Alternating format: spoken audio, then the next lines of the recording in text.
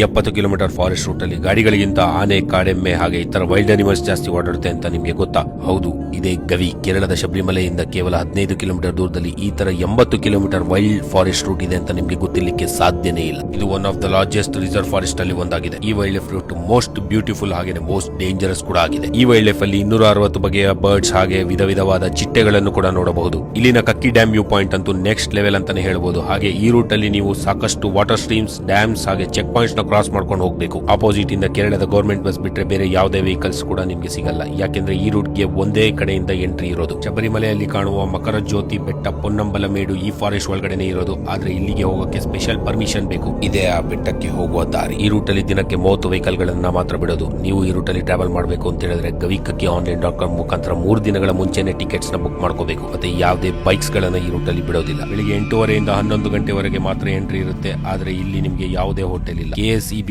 Canteen ಮಾತ್ರ ಸಿಗುತ್ತೆ. ನೀವು ವೈಲ್ಡ್ ಲೈಫ್ ಮತ್ತೆ ನೇಚರ್ ನ ಇಷ್ಟಪಡ್ತೀರಾ ಅಂದ್ರೆ ಈ ರೂಟ್ ನ ಒಂದ್ಸಲಿ ವಿಸಿಟ್ ಮಾಡಲೇಬೇಕು.